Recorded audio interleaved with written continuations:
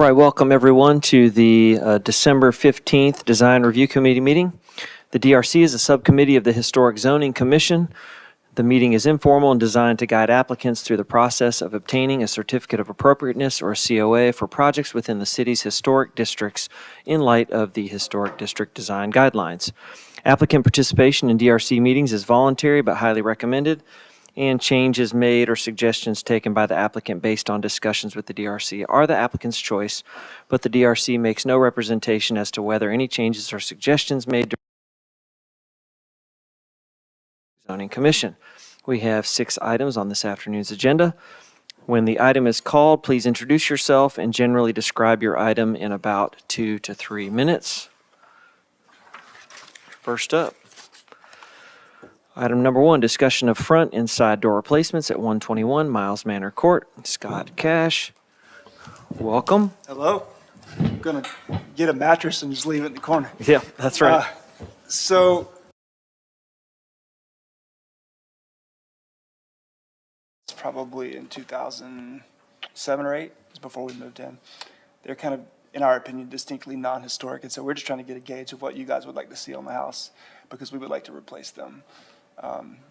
So we've thrown just some different pictures in there, just some different inspiration. They're all very different. We do have, at the very end, the last picture you'll see is on the new part of the house, and unfortunately it's 90 degrees off. But those are some Dutch doors we had made for that were approved.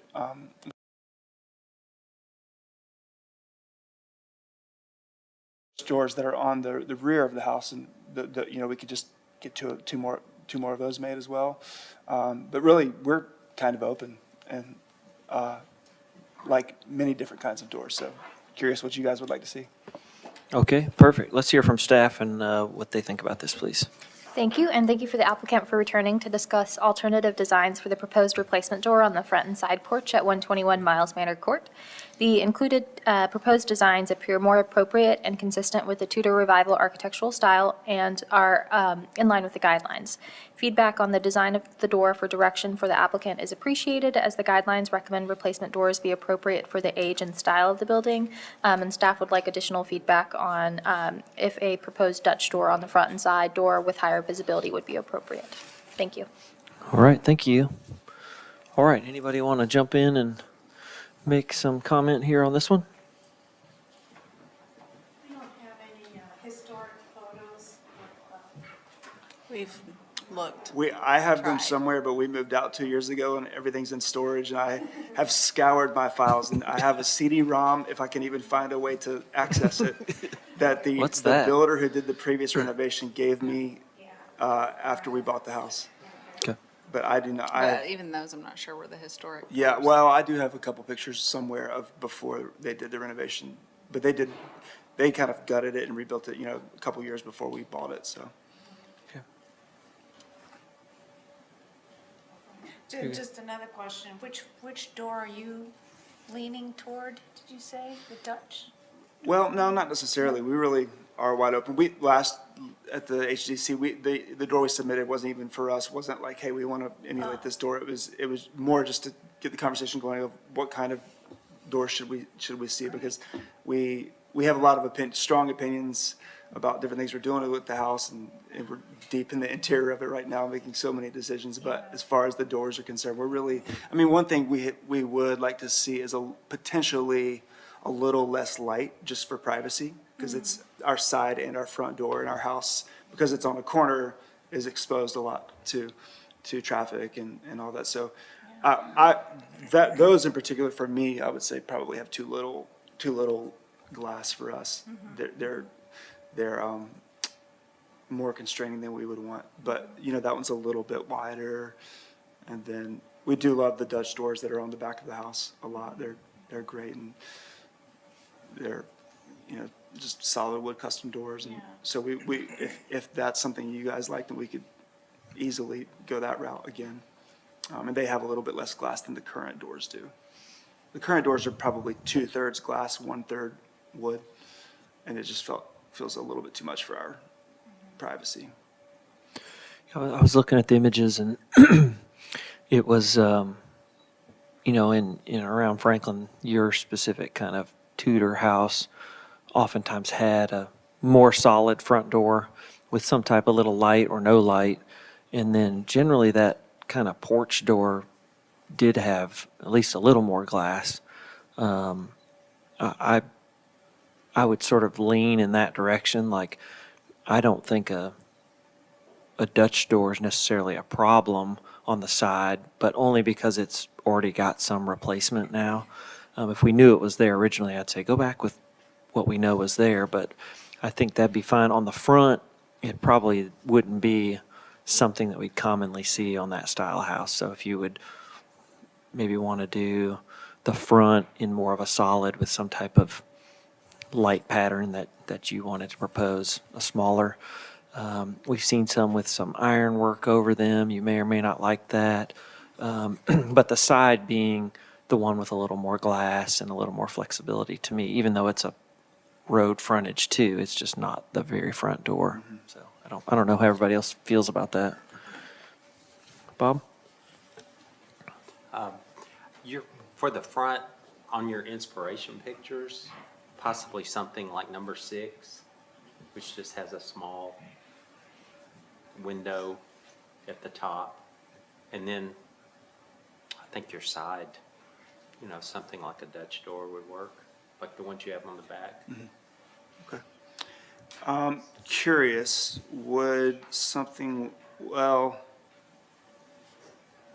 I guess that first one for the very first, so is that, because it's a lot less light than we currently have.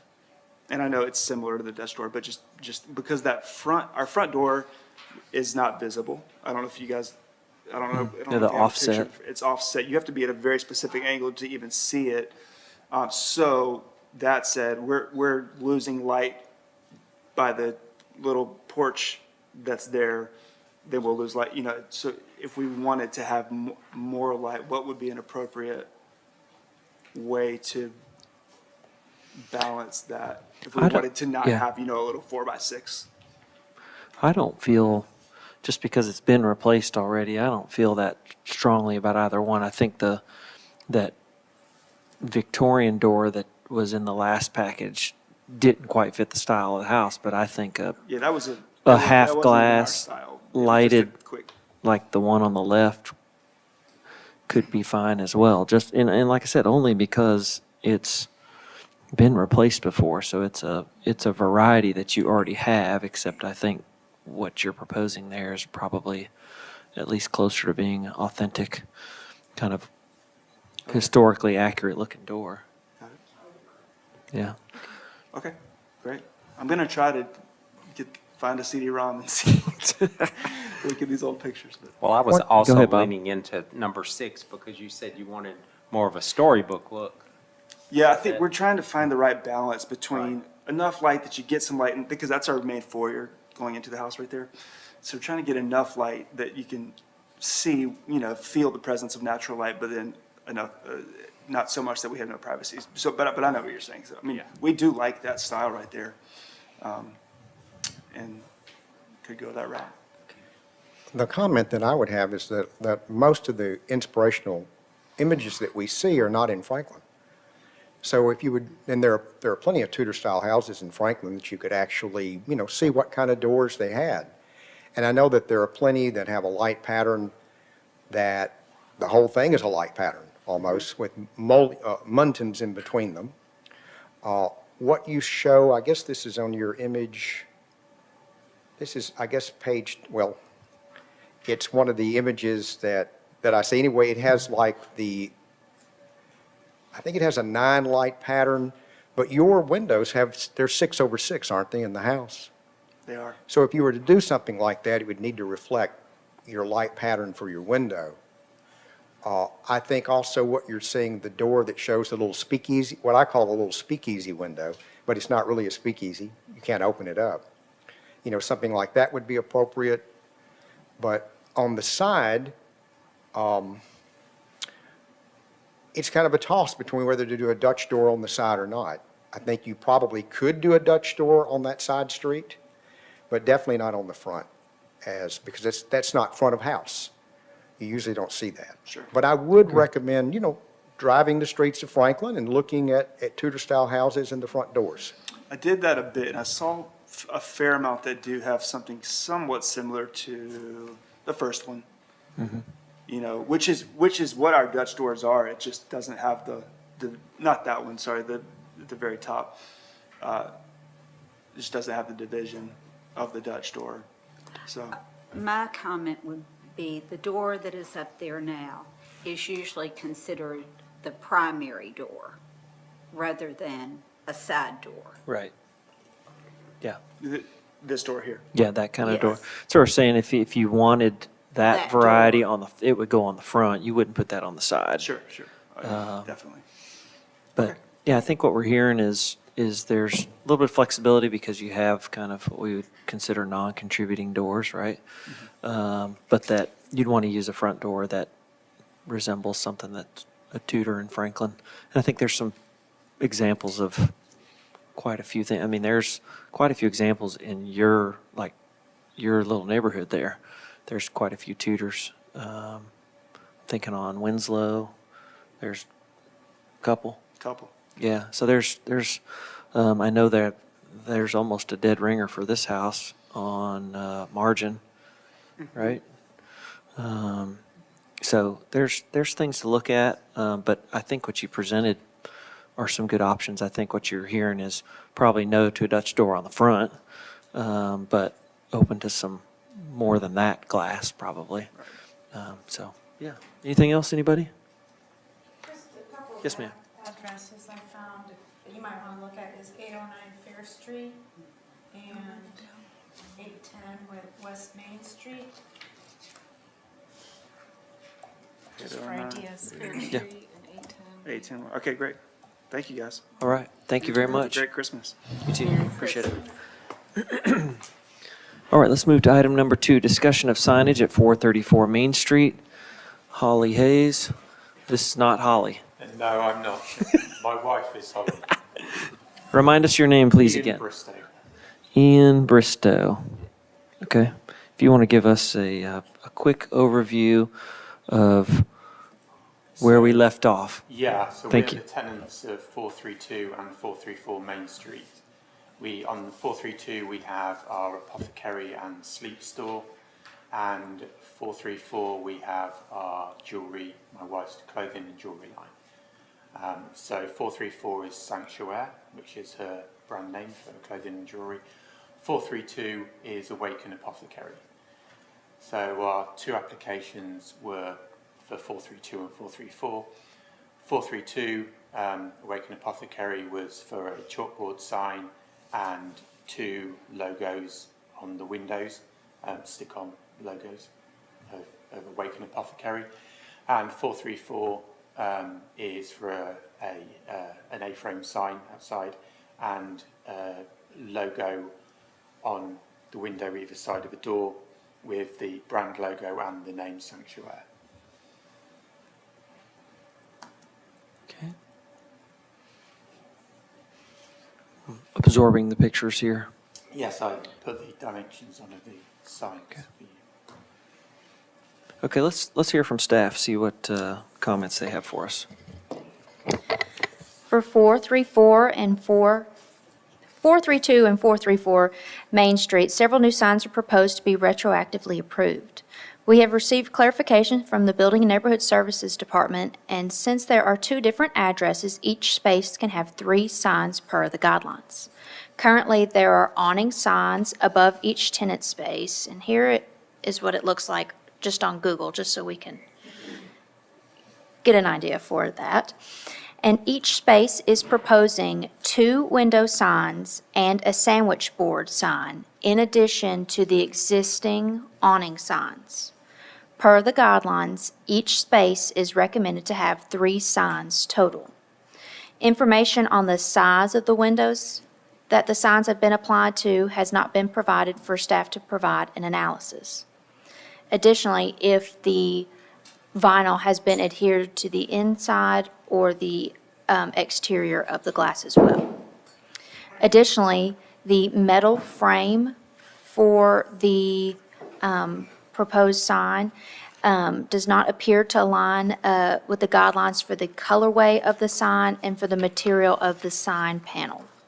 Thank you. Okay, thank you. And just to be clear, so both suites have an awning sign. You said two window signs. One of them's on the big sheet of glass and the other one's on the door? So on each tenant space, there is one on each side of the glass of the entrance. And so here it is for the 432, and then 434, they have this on either side.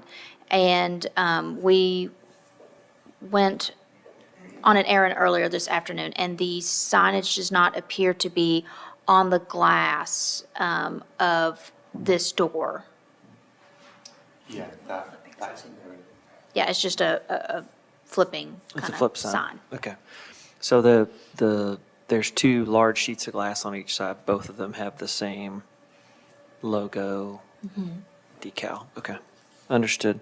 All right. Brian, did you have something? I'm just clarifying, there are actually two doors, aren't there? Aren't there two spaces? There are two doors, Put the, The Google Earth back up. two entrances into this business. Yeah, it's both those awnings there that say Awaken. And yeah, there's a door on the left there and a door on the right. Yeah. That door used to be closed off. There used to be two rocking chairs there. But we've now, since they're now two doors, two entrances to different. Okay. I see the chairs. Okay. We have been talking in discussions with the owner of the building to try to get the awnings removed, because we have no interest in having those awnings whatsoever. We would prefer them not to be there. They're so far reluctant to allow us to remove those awnings.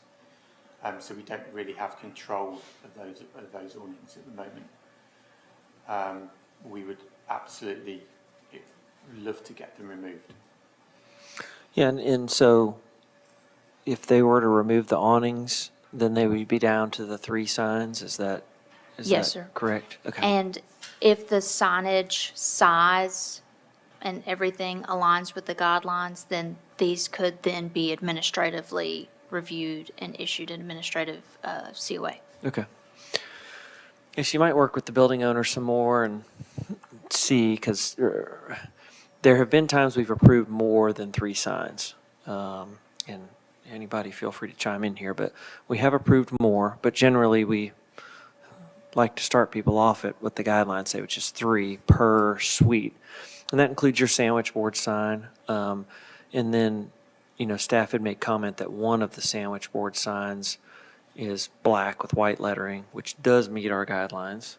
And the other one is white with dark lettering, which does not. I was not aware Yeah. that was a guideline, so my apologies for that. Yeah, and those seem like, and then they mentioned something about the metal frame. Is that aluminum kind of mill finish? So per the guidelines, it does recommend utilizing finished wood or metal, but it is specifically the sign panel. It does appear that it is not either of those materials, but the frame does appear to be a finished metal. Okay. So there's just, alterations on that. And like they said, they may be able to staff approve it if the awnings go away. If not, you're going to have to come back and convince us to approve 4 signs or get rid of one of your signs of some sort. Anybody have any feedback on Well, any of you this? could keep the awning and just have them remove the signage on it. I mean, that would be an option too, if you wanted the awning.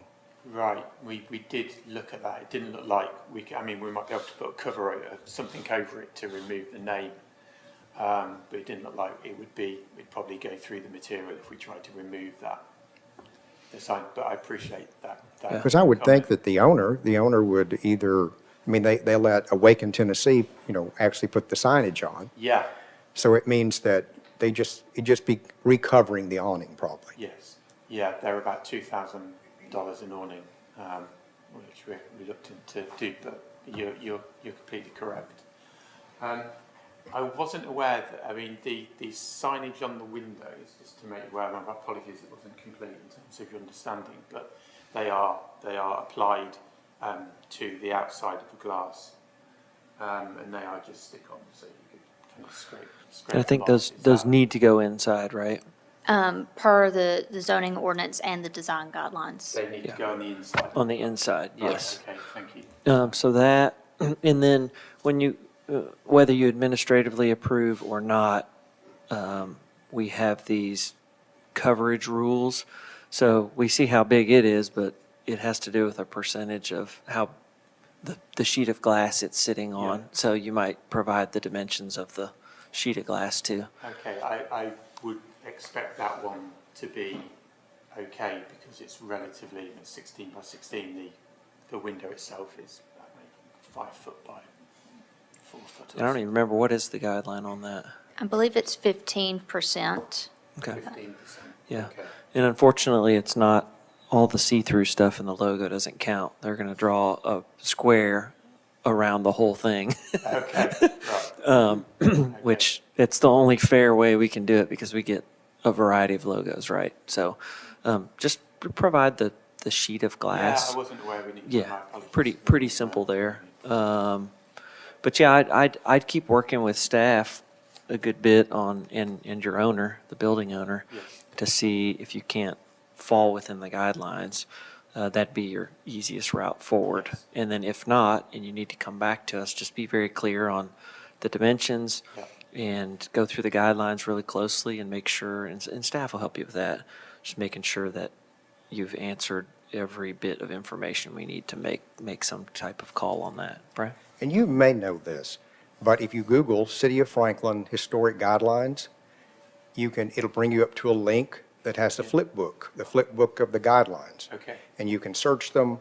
I mean, it's a great resource, and it might be something worth looking through. Thank you. Yep. Yes, I will have a look at that. I have not seen that. And Mary? Mr. Chair. Go ahead, Mary. I feel this is a situation that I don't know we've been in before, where a store that is left, if I understand this right, their signage will remain, even though you've signed a new lease. So it isn't going to take us very long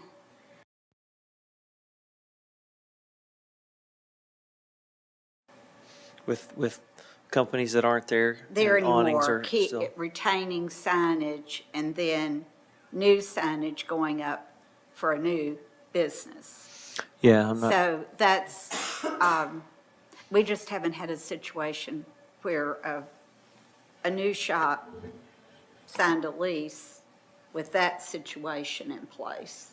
sure. Usually the And signage gets That's swapped going to out, have to, at some point, be addressed. yes. Yeah, understood. And one way to address that could be to not approve anything but temporary signage until the other's removed. I'm just not a fan of this idea for the whole of the character of Main Street. Understood. And I wanted to ask, the Google showed Awaken on both of the canopies.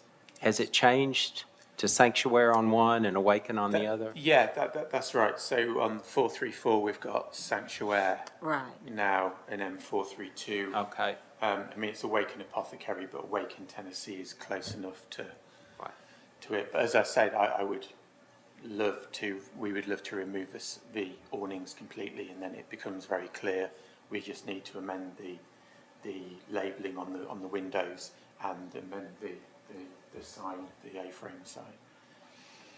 Was, and I think our guidelines would be kind of in favor of removing the canopies. Is that correct? They would. I mean, there isn't a requirement to have an awning. Okay. It's just an option. Yeah, so you might share that, it's within our guidelines to remove them. And that doesn't mean they have to be thrown in the garbage. The frames could be kept or something. I don't know. That's, But that's, like I said, that's the easiest way forward, certainly.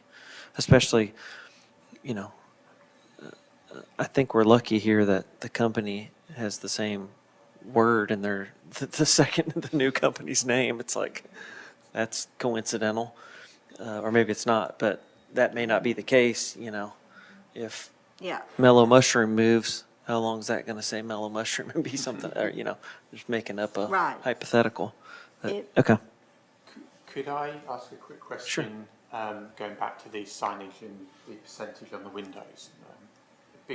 On the sanctuary side, there is a name at the bottom and kind of a, I've got the image in the logo at the top. Would you draw 2 squares around each logo and come up with a percentage, or would you class it as one? To be consistent with what the zoning administrator has done in the past, we draw one big square around everything. So even though there is space here in the middle, that would count. We would count this whole box. That would be the sign area. We wouldn't count just 2 separate boxes. You might think about consolidating Yes. either up or consolidating down and coming. Yes, I think 15% would probably be more than those 2, so we'd have to get rid of 1 anyway. But that is just interesting to know. Thank you. Sure. All right, anything else? Thank you very much. Thank you so Appreciate much it. for your help. Okay. Item number 3, discussion of partial demolition and new construction at 251 Second Avenue South. Brandon Pretty.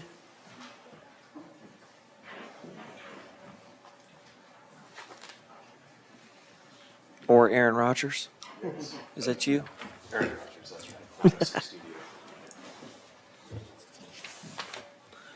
All right, if you want to give us a quick overview.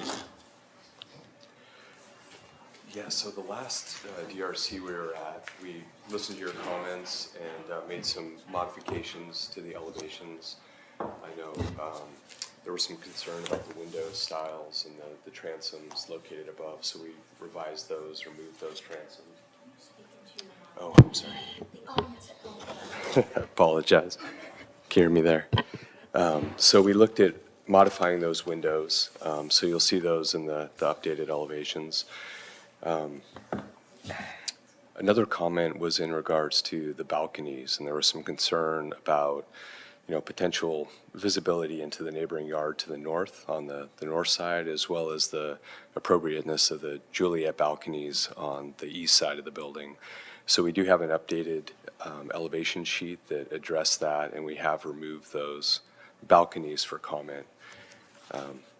And then another item that has been updated on this is the south margin elevation. There was some comment about the extent of the corrugated metal and where the CMU that's currently existing, the extents of those areas. So we've updated that elevation to show it more in alignment with what's existing currently on South Margin. And then another update was in regard to the elevator tower that you can see in the background on that South Margin elevation. And in our previous presentation, we had that designed to replicate a cooling tower, and we took your comments to heart, and we've now gone back to more of a steel frame design. It would have exposed steel structure with corrugated metal to match that South Margin elevation using that same material.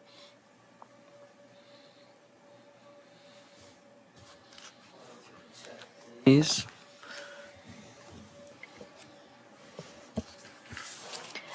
Thank you for the applicants for returning to another DRC to discuss the partial demolition, addition, and alterations to the building at 251 Second Avenue South. The applicant has incorporated feedback and has made changes from the last DRC and meetings with staff. While the overall building form and massing remain the same, improvements have been made to the design of the elevator tower, material details, and information has been provided regarding the request for demolition. We would like to commend the applicants as well for the diligent work with incorporating feedback from both staff and the commission into applications and using a gentle approach in proposing redevelopment on the site. The site is unique and offers a unique opportunity for an adaptive reuse, but does appear to propose alterations to the historic building to provide functionality for the proposed development, such as alterations to the openings and proposing new openings on highly visible facades. While there are some elements that do not meet the guidelines, the site is unique to the downtown district, as a factory isn't a type of building that is common in this area remaining. The section that is proposed to be partially demolished and where a new addition is proposed preserves the orientation and placement of the original structure. The applicant is seeking demolition through criterion 1, the loss of historical and architectural significance, as this section of the building has undergone changes and no longer retains its historic appearance. The existing style of this section of the building does not appear consistent with the style seen around the building and not within the period of significance of the downtown historic district. The proposed stair and elevator shaft has been redesigned to reduce its massing and blends with the addition better. Feedback about the proposed alterations to the historic building and their appropriateness would be appreciated, as additional information has been provided regarding the details of the materials. Additional information or renderings have not been provided about the proposed trash enclosure at this time. However, feedback about the proposed placement would be appreciated on the site. An option with no balconies has been included within the application for review at this time. This option aligns with the guidelines, as there has not been balconies on the site historically that we are knowledgeable of. Feedback on the option without balconies versus balconies would benefit the applicant as well. The guidelines recommend that rooftop elements have limited visibility from public view. The proposed railing will be visible. However, other elements along South Margin Street appear to be set back and have limited visibility. Feedback on the railing and its visibility to minimize the impact is appreciated. And so as we move along with this application, we would like to make sure that there's a clear understanding, that the commissioners understand what is being proposed with openings and all what is being proposed to change. So if there's any other additional documents that need to be requested in order to completely understand the application, please let us know. And discussion about with window specifications, those have not been provided at this time, so in understanding material finish and things like that would be appreciated. And then feedback on the proposed new openings and altered openings on the historic facades would be appreciated. That is all. Thank you. All right, thank you. Anybody want to jump in first? Lisa? Yeah, again, the context here really matters, and the fact that the balconies, or I guess you call those Juliet balconies on the east elevation, without those, it's much more appropriate for the context that we're looking at. I'll have more comments later. Okay, thank you. Mary? I would say I'm a big fan of getting rid of the balconies. And the building to the right, the brick in the back, the furthest away Yes. from the ice house, I think it could have some more detailing changes made to it to keep it from being such a formal-looking building in this context. That's one thing that when I just quickly look at it. Brian? Could you speak to that more?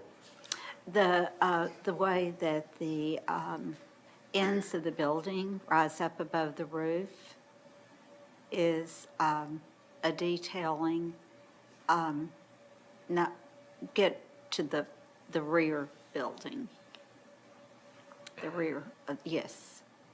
I mean, it's almost making it look like a piece of the Masonic Hall or something.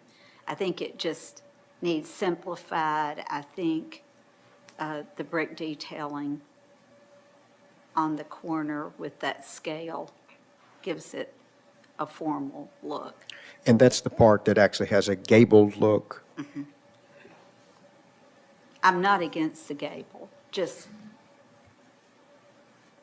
calming it down a bit.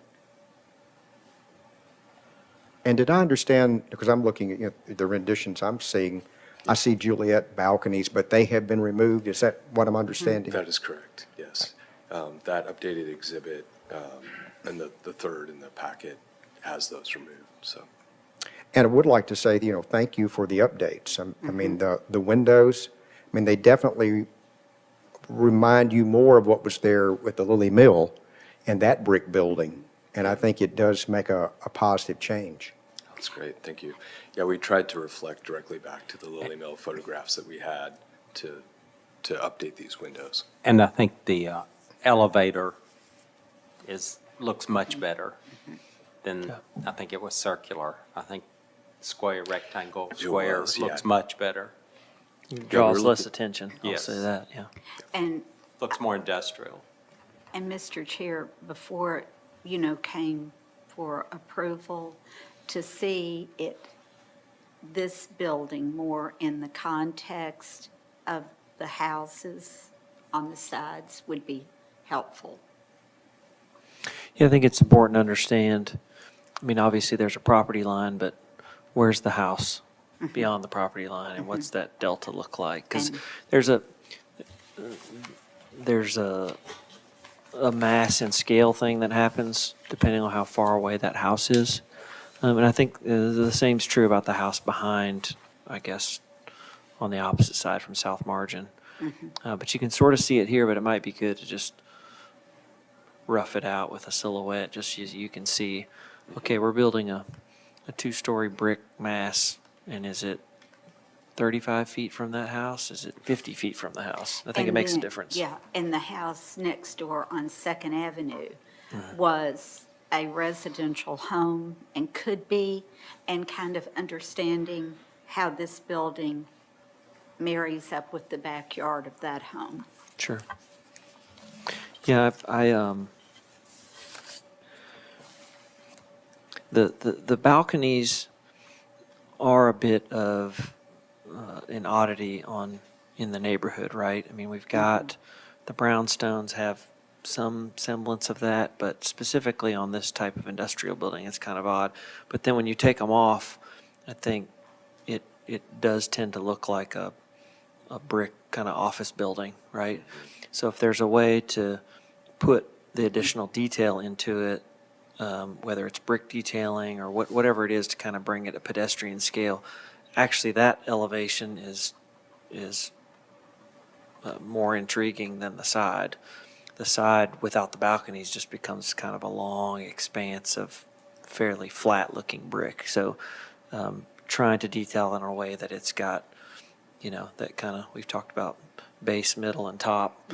And if the windows are in these, you've done a good job on this gable end of having these recessed brick panels so that the windows look like they're kind of punched back. I think you could repeat some of that language on this set of 8 pairs of windows here and maybe make it look a little more, Yeah. one, historic, like it fits the neighborhood, but two, it just takes on a more pedestrian scale.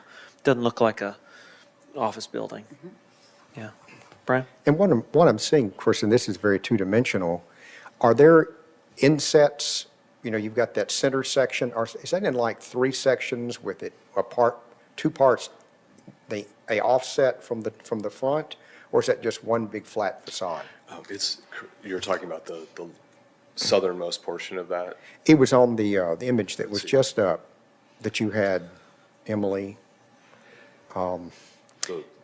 The side elevation there, the furthest left. So Brian, that is in one plane, just delineated with pilasters. So there's some subtle brick depth to those, but it is just due to the nature of those being unit room, hotel rooms. Pull up that Not page being 10. able to articulate too much there, but we could look at, possibly There's- accentuating that.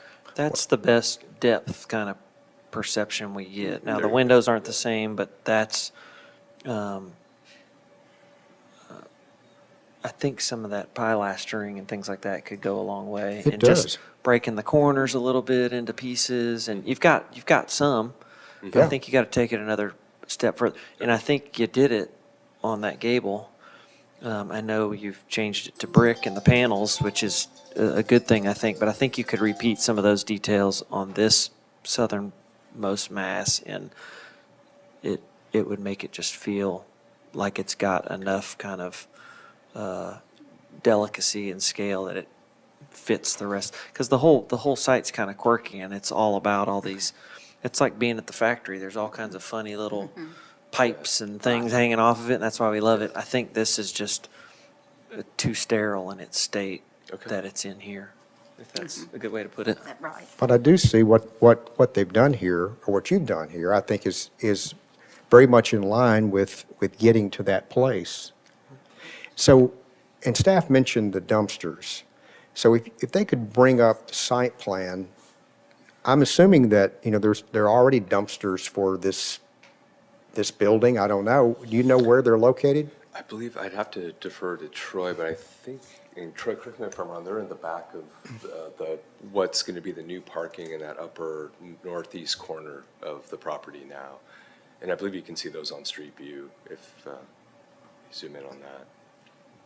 Yeah. Just in the back, against the fence. And is that where you propose the? We're working with our civil engineer right now. At one point, we were possibly thinking of reusing the shed building that exists, but I think for functionality, it's probably going to end up being where Tyler's, or where that's being, whoever's circling, sorry about that, right there in the end of the drive aisle.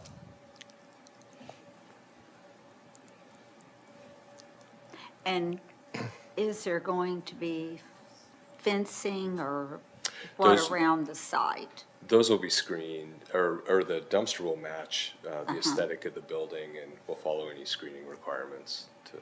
But You asking Go about new back. fence around the site? go back to the former picture. Okay.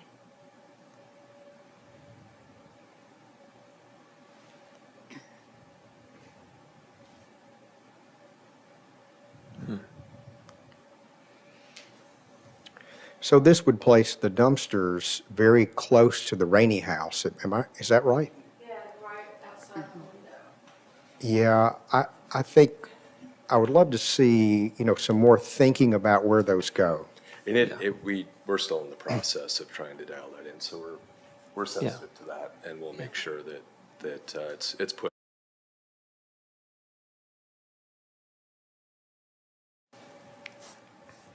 And Mr. Chair, I Yes, don't ma'am.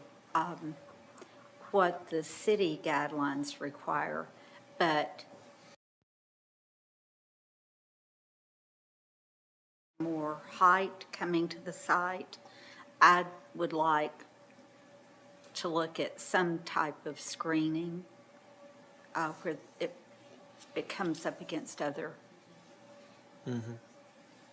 Yeah, I guess that's dwellings. the planning zoning Yeah. folks that would do that. We don't review that necessarily. Right. Are you talking about, Well, when you Planting. looked at that one picture and you were looking into several backyards and were coming up with height, it changes Sure. the ability to be in your backyard without, having people looking down. Yeah, and I guess you're right. I always feel differently if it's like, well, somebody's building another private home next to you, and they may see in your backyard a little more because it's a new house or an addition, but this is a commercial building. So we have to be considerate there, and it looks like you've got some planting planned there, but again, we don't necessarily review that, but we do review how high things are. We do, and how they look down, how they're perceived in another property. Yeah. and also, this will be not only an AM property, it'll be a AM and PM property. So a lot of things will be happening at night. And it may be early AM, Right. Yeah. depending. I am encouraged that the rooftop deck is as far away from residential as it can go, so I guess that's good. But, you know, the balconies coming off, I guess that helps there not be, whatever party's happening inside isn't happening outside necessarily. But, yeah, I would keep thinking through some of those and make sure you've got some kind of clear plans on how to address some of those issues. And Mr. Chair, we've asked other applicants to show how the rooftop would be perceived from other properties. So additional views showing, Yes, I mean, that's something that the architect can do with the software there is today. Yeah, it looks like you've got it in 3D already, so it'd be helpful to see some of those things, just so we know what we're looking at. Whether flattering for you or not, we still want to see them. and so when you say additional views from the adjacent properties, kind of looking to see Yes. to what extent of the patio Right. rooftop you would see, okay. And I did have a question. Did you have any comment on the extent of the proposed demo and what we're proposing in those two areas as far as the jujitsu and the overbuild? We just want to make sure that's acceptable. I didn't necessarily, did you all have anything on the demo specifically? I think we've heard feedback from most people that that building has been muddled with a lot. Has a lot of modern elements that have been kind of appended to it over the years. So I haven't heard any issue with that. The overbuild is, you know, it's funny, there's some removal and then some sort of addition up on the roof. So you've got the overbuilt part that's currently there, it's coming off, and correct me if I'm wrong. Yes, that's correct. And then that's creating this space for this kind of rooftop deck facing south margin, and then you're adding this stair, elevator, tower component. So I think you heard some feedback on the stair, tower, elevator. I still wish there were a better place for it, but I understand why it's centrally located. I do like it better when it's not round. I think the round was a nice nod to a cooling tower for an ice house, because that does exist in other places, but it also drew attention to itself because it's the only round thing there. So downplaying it is, in my opinion, probably the right thing to do. Any Is other? there any feedback about the new proposed openings along South Margin Street? Well, I wrote that down. So you had the openings and also the materials, you know, windows. I think you heard a little bit on the windows from Brian, but anything on the, so I think what staff's mentioning is this elevation that's on the screen, the upper section where the corrugated metal is, there's no windows there now. So they're proposing adding 3 of a similar variety there. And I assume you're replacing the other 2, or are you keeping those? We'll have to evaluate Okay. the extent to which we could keep those based on their current condition. Yeah, last I saw them, they were, I'm thinking we'll Rough shape. probably end up replacing those. Yeah. okay. And that's the kind of detail we will need very specifically, because we generally don't go, well, yeah, we'll approve this and let you figure it out later. We kind of want to know. Yeah. Do the evaluation of the windows now and let us know what shape they're in and then what the plan is. And I think that's fair, especially if the plan is to make some more of that thing, then we need to know what that thing is. And Mr. Chair, what sort, I know we can't count on this, but I got to ask it. What sort of business will be where you have the rooftop garden? That will be an amenity for the boutique hotel. And so there will be a private patio that opens up on this side, and then the interior patio will be for all guests. And but it does have the ability to open up, so it could be, if there's a need, they can connect through to both patios. But But really, the one that you see on the south margin side there would serve a specialized unit that is a little bit larger, so, at least in our current plan. Okay. Any reaction to punching new holes in that front facade? I know that's what staff was wanting us to comment on. Lisa? I think you made a good point, Tyler, that we kind of need to see the openings that are there and the windows that are there. Is that going to be something that you can repair and put back in or not? Because if you can repair them and use them, then your new openings are not going to be consistent with the old openings, which makes it a tricky situation, I know, but still, in order for all of those openings to be consistent, they're going to require new windows. And one of the things we've always paid attention to is whether the original windows are workable or not, you know? Well, may Just I some, Brian? speak some to that?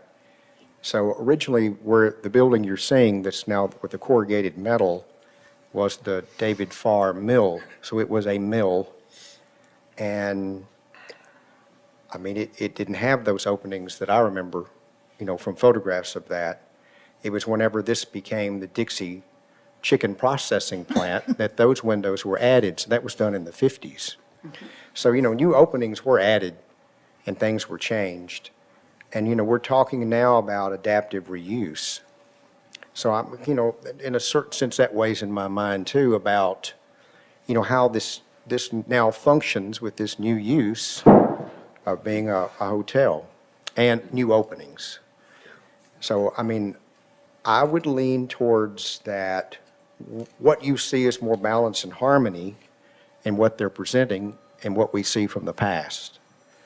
So, I mean, I'm not opposed to those new openings that they're proposing. Yeah, I tend to agree with you, Brian, that we've, similar to the factory, it's like we allowed some new openings because it made the space functional. And without it, if we don't ever let anybody do anything to this building, then they can't use it, and then it rots more. So I would think as long as they're planned well. And to Lisa's point, we've got to be really careful about how that's done. So if you end up reusing those windows, you may have to get some replicated that are as close as you can possibly get, which is usually not the most economic version, but it's the right thing to do. And if they're not usable, then we need to see what they are going to be, what's proposed to go back. But I have lots of questions about, the skin of these buildings. I mean, can you make a waterproof facade with what's sitting there, or is some of that metal getting replaced? I mean, there's so many questions that we really need to know the extent and scope of the work before we can really evaluate it. Otherwise, we're just leaving too much up to, well, the builder has to figure it out when we get there. It's like, well, that's usually not good policy for us. So the most kind of research you all can do and kind of investigative ahead of time to know exactly what needs to come off, what's worth reusing, what's not, that would be super helpful. Anything else? Anything else you want us to talk about? Oh, I said it, materials. Make sure we talked about windows ad nauseum now, but brick and mortar is going to be a huge thing on this because we have a historic brick building. I'm not necessarily advocating for matching that, but it all has to jive together. So if you would bring us a sample when you're ready for an approval, that would be an important And component. signage. We've learned in the past that if you don't attack the signage now, actually, the property owner ends up in the most trouble because things get put where they want signage and they can't put the signage. Right. So I think we need at least an attempt at what you think about for signage. And you might go back and look at proposals from other applicants who have tenant space and they don't even know who the tenants are yet, but they put together a signage package that says, here's the location and the style of sign. We don't know what their logo is yet, but it will fit in this vicinity. Those are important things for us to review as well. And one other question, and Emily, if you could bring it up, where we were just looking at that south margin side that showed what's currently there and then what's being proposed. So, I mean, it actually shows the rendering. And then show the hotel part, okay, and zoom in on what would be the far right side. Am I seeing the little white squares or rectangles? Is that like electrical? Those are a proposed location for the electrical meters, and we just had those in the rendering. So we think that that's probably the best location just based on where the pole-mounted transformer currently is. So that's the thought right now. And I wanted to bring that up because our guidelines would require those would be shielded in some way. Yeah, and we can update this to show those screened, and that would be our intent there Okay. as well. Just wanted to bring that up. Thank you. So you Yeah, didn't that's- have a surprise again. Okay. And it goes Yeah, with we'll- all we'll the, make I mean, there's going to be mechanicals and all kinds of things for this building that we haven't seen where they go yet. So but that level of detail is expected Okay. when we're ready. Okay. All right. Thank you very much. Appreciate it. Yeah. All right, item number 4, discussion of new construction at 110 Aldersgate Way. John Gore.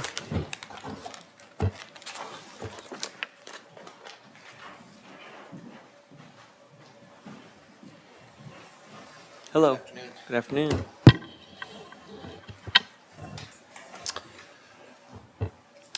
We appreciate you guys' time today. This project is for Williamson County. This project is a new EMS station. It is on the campus that houses the First Franklin United Methodist Church, so it's about a 104-acre campus that's fronted on McHatcher Boulevard on the north. And an agreement has been worked out between Williamson County and the church to have a land lease for a part of the very northwestern quadrant.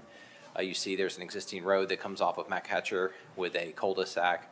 And this would be again, a facility mostly for ambulances to be stationed at. And this property is also within a PUD, so we had gone through an exercise with planning last year to go through and have the PUD amended. And we, like I say, are needing to come see Historic and talk about the building. We had a pre-application meeting with Emily, and we talked a little bit about the site plan. The previous version we had, the building was rotated about 45 degrees clockwise. We did get a comment from Historic staff to go ahead and rotate the building so that the front of the building is facing kind of the entry a little bit more.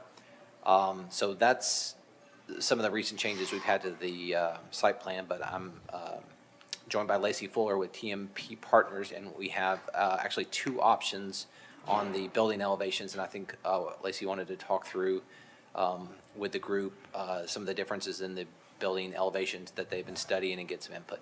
So is this the site plan? This is the rotated version? Yes. Okay. All right, Lacey. Hi. And then just for the elevations, obviously our primary goal is to complement the existing church building. So we're picking similar materials, similar distribution of materials. You'll see the front entry arch. We are looking at 2 options right now for the design that the county and the church have both seen thus far. This first one, it'll really just be that top elevation, which is going to be the one fronting the primary entry. You'll see we're just looking at those red doors for the vehicles, the apparatus bay doors. So in this option, they're just more traditionally squared off with a cast stone header. And then if you'll flip to the next one for me, thank you. And then this one, they just have a cast stone arch to just kind of further call back to the existing church. And so I think my primary goal, both are very similar. and all the PUD requirements, percentages of materials, and approved materials and things like that. Every other elevation on each is the same. So it's really just initial feedback to kind of help us decide which one to submit or move forward with. Okay, Which you see perfect. more of, so. Thank you very much. Let's hear from Emily with some staff comments, please. Thank you, Mr. Chair. The property at 110 Aldersgate Way is located within the Franklin Road Historic District. The proposed civic building will face the roundabout coming from Mack Hatcher into the site. The building has Romanesque Revival-inspired elements on the proposed building, which relates to the adjacent Franklin First United Methodist Church. The proposed placement and orientation, building form, height, materials, details and ornamentation, and entrances generally meet the guidelines. Additional information will be needed on the size, material, and specification of the windows and doors. Option 1 on the screen appears to balance the design of and the detailing of the church on the property well without having too many imitating elements. And there are 2 project considerations that we will provide to the applicant with the DRC recap. Thank you. Okay, thank you. All right. Bob, any thoughts? I think page 2 is more successful. I think your door frame gives a nod to the church. I think your second one looks like an annex. So I would go with the one that just gives a little nod Yes, to the church next door. perfect, thank you. Brian, anything? Yeah, I think you've done a good job. I think it looks good. Option 1, that's how I understand it, with the large lintel at the top. If we're choosing between these 2, that would be my preference for that, is meeting the guidelines. But I would like to throw something out, and that is that it's not the church. You know, maybe the architecture is too much like the church. And when I look at the site plan and then I look at a Google Maps, exactly where this is located, it's pretty far away from the actual main church portion, and very close to the large barn that was there and the giving garden. So to me, it almost, you know, I'm wondering what it would look like if it were something that related more to a farm type buildings, or, you know, something that blended in with that part of the property rather than the actual church. Right. So I mean, just throwing that out for discussion. And Mr. Chair, what Brian said is exactly what I was thinking. That rather than have it look like a baby church, go with something more agrarian. Okay. Lisa, any thoughts?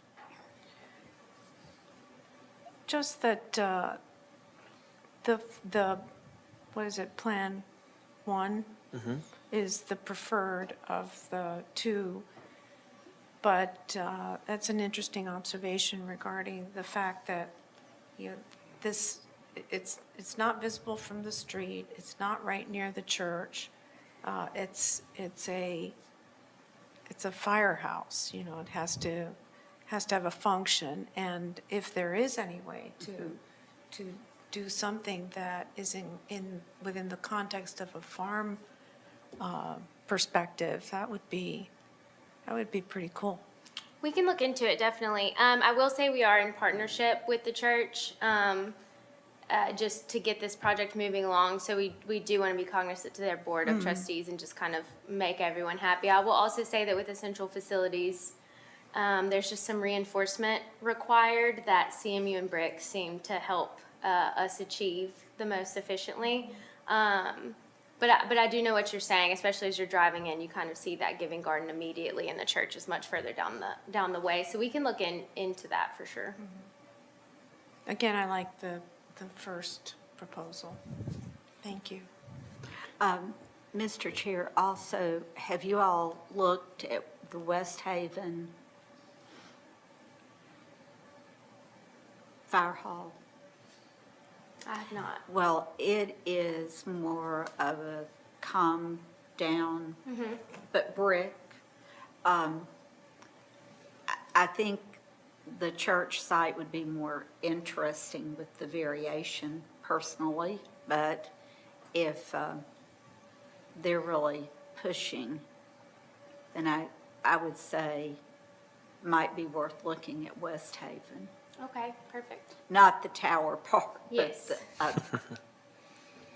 Brian, did you have some more Yeah, Emily, comments? since you're at Google Maps, could you bring up this site for an aerial view for Google Maps, just to show the context of where this Aldersgate, cul-de-sac is, or circle, and then where the church?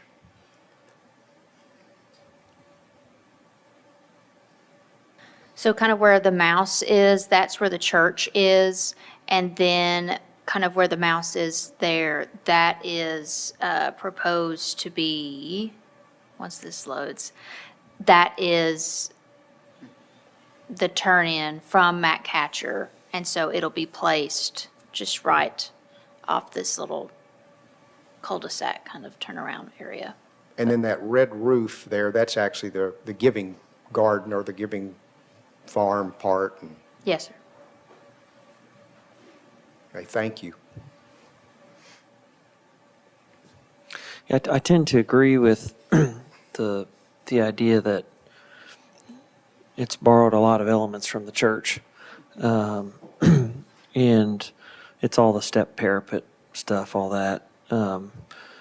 There's a lot of different ways, formally speaking, with the two bays, and you kind of got them broken into two pieces. I think that makes total sense, but all that could work with a flat roof. It could work with just a plain pitched roof with an overhang and feel a little more agrarian pretty quickly, or at least a not so copycatish of the church. And I understand that the church may go, this is what we want, it's on our property. So, a tough spot there. When I see these kind of arched openings, it always kind of spooks me a little bit, because I know how difficult it is to get like windows that look decent in something like that. So if you do like that whole ensemble there out of aluminum storefront, it just kind of looks like something in Cool Springs, It's not a historic kind of feel, but there are people who make a high quality kind of arched ensemble like that, but it's not the budget edition, obviously. The other thing is, I love all the stone detailing is great. I do have some concerns about the cast stone instead of real, like cut Indiana limestone. I don't know that if we approved cast stone especially on civic buildings. It's one thing for somebody's backyard or something, but on the front facades, I'm not sure that even our guidelines recommend that. I may have to ask staff about cast stone. Is it one of our accepted products? For Materials? civic buildings, it does recommend utilizing stone or brick. And Yeah. so would have to double check. Yeah, cast stone is not stone. It's dust and resin. And in the past, and it might have been the Harpeth Hotel, and they came before us because their cast stone was falling off Off the building. the building. Yeah, which I don't blame that on the material itself. That's an installation thing or something, but we generally don't allow cast stone. And I would even say for civic buildings, it's even more important because they are, the nature of a civic building. It's got to be more timeless material. So I would look at some of those things, the roof forms, the parapet shapes, the windows. We don't really know exactly what they are. I'm looking at your keynotes here. Are they aluminum storefront? That front entry is under the arch. The rest of them are fiberglass, like a Pella, and they have to be operational. So they're just a Yeah. single hung fiberglass. Okay, and I'm not sure even fiberglass windows are even allowed in our guidelines, are they? I think they have to be wood or composite, or metal. You were allowed to have metal windows in civic and commercial. I believe it is to match the historic materials traditionally found on historic civic buildings, but composite materials that have the appearance of wood are appropriate for windows Okay. and all the components. Yeah, so we'd want to see you might get from Pella, the profile sections and all that, because we look at those pretty closely to see if, what the styles and rails are and all that. That Okay. sounds nitpicky, but it makes a big No, it's difference. helpful, thank you. Anything else, anybody? I think, Brian, you said most of what I think most of us were thinking, so. I think it's funny, if the church wasn't there, I'd go, this is charming, I love these little step parapets, but I'm like, it's right, it's over there. But it's far enough away that it's like, I'm not sure it ought to be that closely related, but it's close enough that, they want it related. So I get that. But I'd look closer at materiality when it comes to windows, the stone. We really do want to see probably the exact brick. So if and when you come for a certificate of appropriateness, bring it with you. Okay. Anything else, Brian? I just want to ask staff a quick question. So is this a courtesy review, or is this actually in the historic overlay, the preservation overlay? It is in the historic preservation overlay, Okay. just right on the edge. Just wanted to confirm that. Yep. Thank you. Living on the edge. Did you have something, Lisa? Anything else? Okay. Thank you all very much. Thank you. Thanks.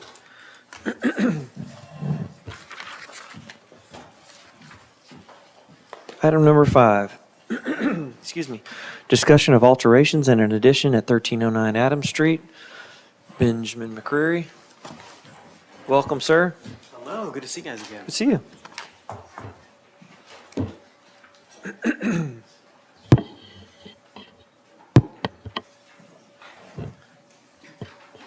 Okay, so brief context, Adams Street, Historic District.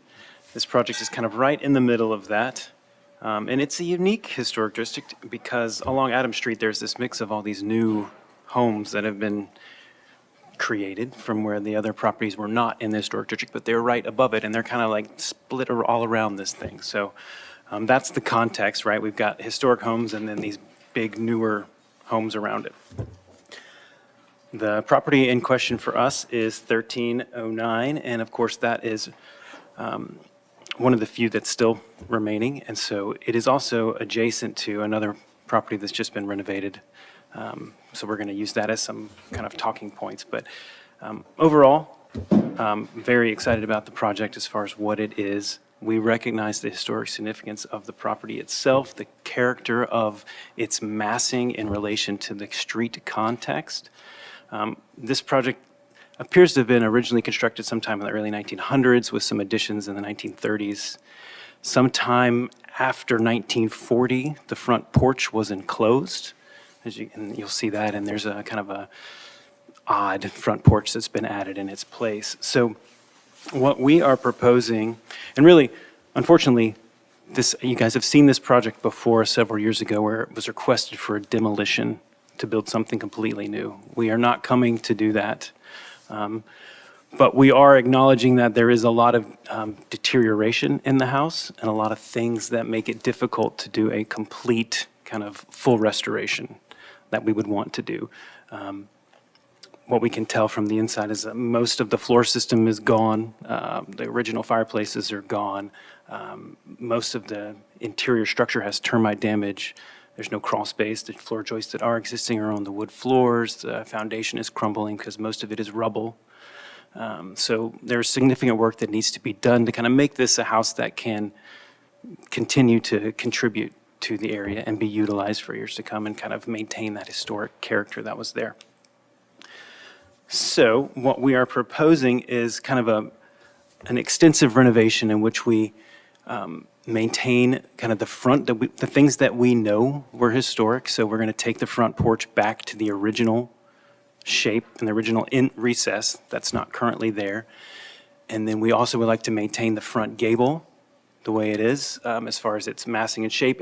We can see some of the historic gable ends, the rafter tails that were there. Some of them are even kind of covered up where we could see the old front porch was sitting below the rafter tails from the front gable at one point. So that's kind of, we're using that context to put the front porch back. And also, I think there was some mention of the three little rafter tails on the front gable would have been consistent with some decorative detailing that may have been up in that front gable. We're working with the owner and the contractor that's potentially working on this to kind of see if we can remove some of the vinyl siding that's cladding the building right now to see what, if anything, is left from the original front gable. Unfortunately, we can see kind of, you can see in this middle photo of here where the HVAC is hanging down, that is the back side of the front gable. And we can see up there that it looks like there's OSB sheathing and newer 2x4s. So it doesn't look like, we're not hopeful that there is much left of that front gable. At some point, it must have been so deteriorated, someone rebuilt it with modern materials. But we'll see once we get the vinyl off. But regardless, the front windows are historic, and we're planning to maintain those and put them back, and even take the one that's in that kind of odd bump out that they've done at the front porch and put it back in place along the front wall where it most likely would have been historically. But for the most part, we're going to have to kind of take down a lot of the walls and rebuild them to bring the building back. There's just not enough to save, and we're working on a cost analysis. I know that's part of this to kind of talk about that, but again, we're not asking for demolition, but a lot of things will have to be disassembled and put back. But the intent is to maintain the historic look of the property, and you'll see that in the images. Really, we've kind of kept it. We're building it back exactly kind of proportions and massing as the way it was before. We're asking for, currently the building is, let me get to my sheet here. Currently the footprint is 2234. And we are asking for 900 additional square feet, I think. 922 square feet. So we're asking, or 1,238 square feet, which is 55% of the existing footprint. We are aware that that is more than the 50% that is in the historic guidelines. But I would like to point out that the house next door that just was completed got 54.35% of an addition. We are also only, even with this addition, we would be covering 10% of the lot. Right. So it is a very large lot. It's 40,000 square feet. So currently, it's 8.5% is all it's covering right now. So that is kind of the look. I think I'll let staff go through it, and then you guys can ask me questions about the property. Thank you. Staff? Thank you. So this is a request today to discuss at 1309 Adams Street, consists of a partial demolition, renovation, and addition. This request includes a proposal to partially demolish the front left corner of the building to reconstruct a front porch. Staff has not seen the Sanborn map of this property that would support the removal of the building and reconstruction of the front porch. Images have been included that may support that the front porch was enclosed at some point, including exposed rafters on the interior of the building through some interior exploratory work. A 1,238 square foot addition is proposed to the existing 2,234 square foot building that is noted as being all historic footprint. The additions are noted as being circa 1930s. The proposed addition is 55% of the footprint and exceeds the recommended size guidelines for additions to historic buildings. Staff is unclear of the request and scope of work according to sheet 9, as it notes only the front gable is to remain and one window is to be preserved and reused elsewhere, but I'm not sure where that is going. Additional information and clarification is needed from the applicant to clarify the scope of work and the method of renovation, as materials are not detailed in the application either. Additional information is needed to understand the proposed materials and how they align with the guidelines. The existing roof form and pitch have not been included for review to ensure that the new proposed roof pitches are consistent with what is existing on the historic building. The proposed roof forms and pitches on the addition appear to create a more complex form. A dormer-like pop-up is proposed on the left elevation. The visibility of this element is unknown from street view. Additional renderings may be needed to review the visibility. The slope of the dormer element is 2/12, and it is unclear the measurement from the exterior walls and side walls, as it is recommended that 30 inches from the exterior wall on the side be open. The overall height of the addition appears to be subordinate to the historic building, but dimensions were not provided. Insets and offsets are proposed within the form of the addition. However, feedback about whether the addition is compatible and clearly identifiable would be appreciated. The guidelines recommend to maintain the historic building shape, mass, scale, proportion, rhythm, and roof shapes as to preserve the historic building elements that contribute to the building style and historic character.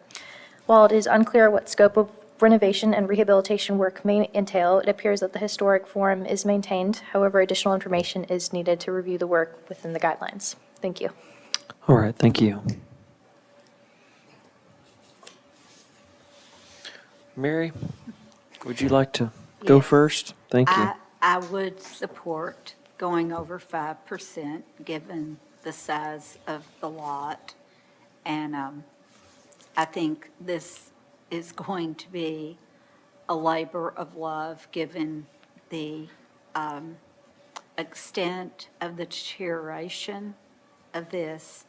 And for that reason, I feel that a little forgiveness is warranted. So, Okay, thank you. Lisa? Yes, I was also tending toward the 55%, given that the next door is 54% allowed for their addition.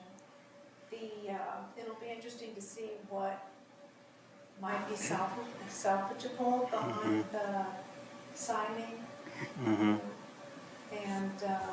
if anything. But you did mention rescuing the windows, and that always makes us happy, so Right. thank you for mentioning that.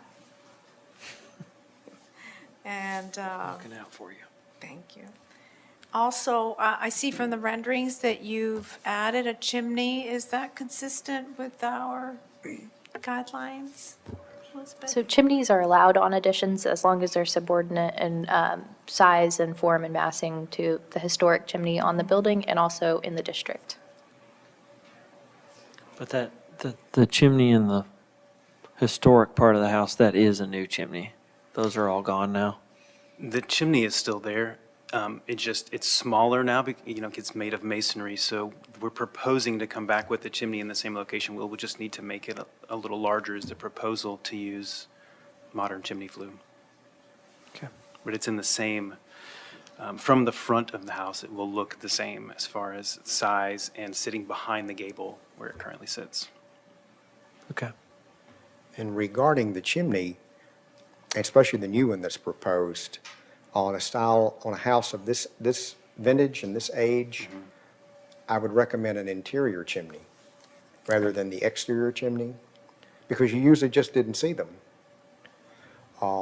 If you were creating the history that the older part in the back was older and been built on the front, then we'd say, hey, that's how it was. But then we'd create a false sense of history. So I'd recommend an interior chimney for that. Okay. Another comment I would have is on your front door. In the renderings, I don't see a transom. And what are the height of your ceilings? They're 10 feet. They're 10 feet. More than likely, you'd have had a transom. There was no air conditioning when this house was built. That was the form of air conditioning. Right. And I think we just, unfortunately, the rendering doesn't show that well, but yes, I would agree. It Well, would I need mean, transom. all your other detailing is right. I mean, you've done a great job on that.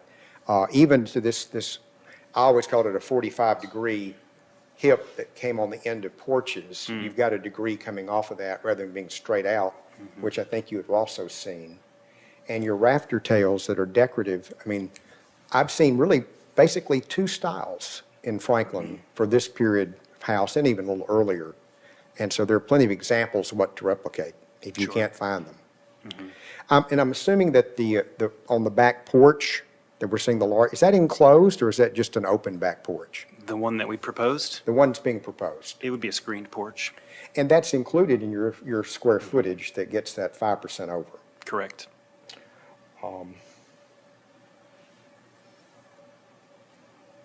I think that pulls it down. I think this is an exciting project. I think it can be a very good example of saving a historic structure and what you're proposing to do with it. Great. Bob, anything? I agree with what the commissioners, other ones have said. I agree as well.